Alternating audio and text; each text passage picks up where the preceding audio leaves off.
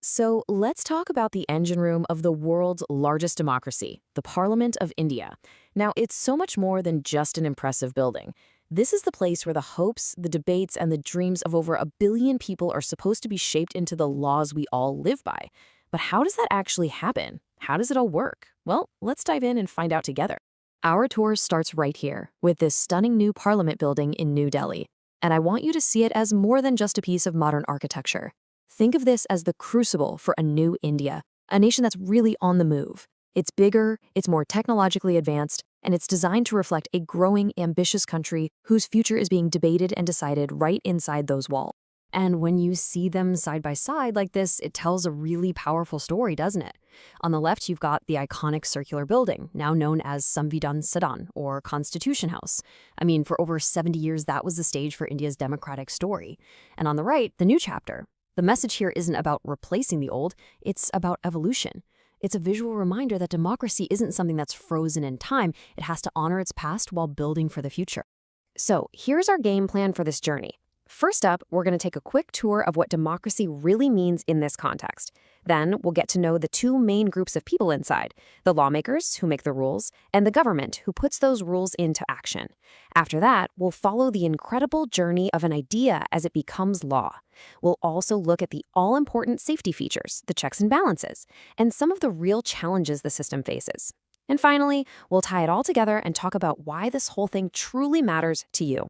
All right, let's start with the big idea, the absolute foundation of it all. Parliament is meant to be the voice of the people. You have to remember, after centuries of being ruled by others, the central promise of India's constitution was self-governance. And Parliament is the institution designed to make that promise real, every single day. And this is the master key that unlocks the entire system, universal adult franchise. It sounds a bit formal, but it's such a radical and powerful idea.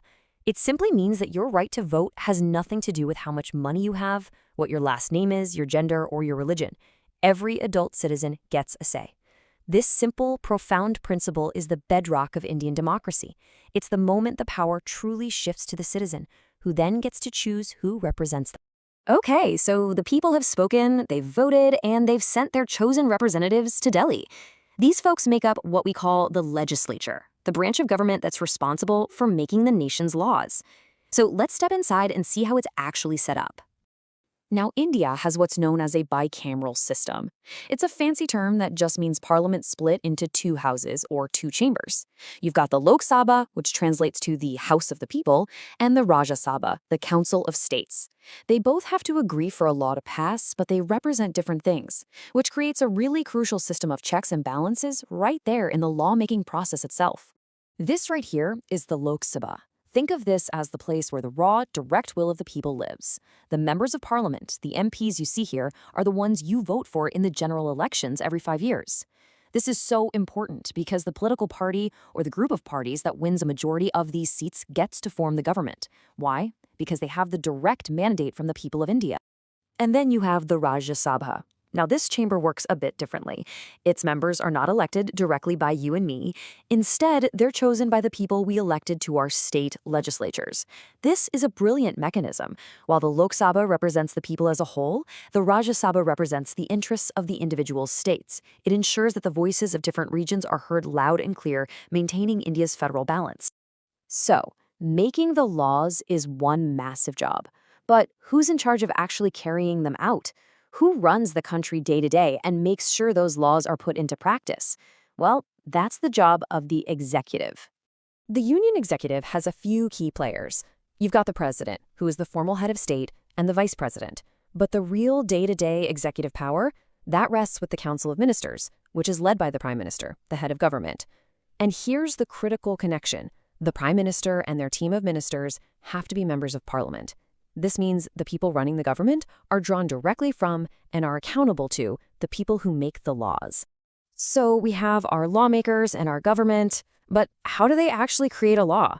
It's not as simple as someone having a good idea and everyone voting yes. A proposed law, or what's called a bill, has to go on a long and often difficult journey to get passed. So here's a simplified look at that journey.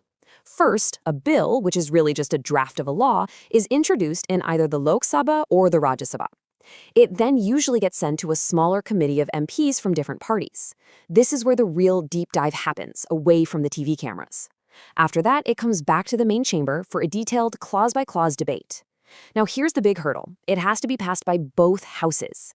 Only then, after clearing all those stages, does it go to the president for their final signature, their assent. And at that moment, it officially becomes an act, a law for the entire country. Let's make this real. The Right to Education Act is a perfect example. The idea itself wasn't new. It started as a guiding principle in the Constitution. For years, there was public debate, court cases pushed the issue forward, and finally, a formal bill was introduced in Parliament.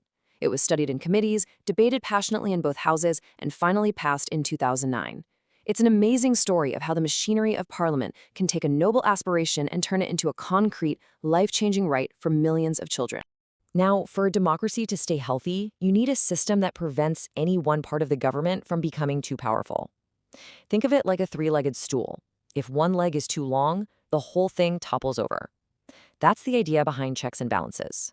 But, of course, the system isn't perfect, and it faces some very real challenges.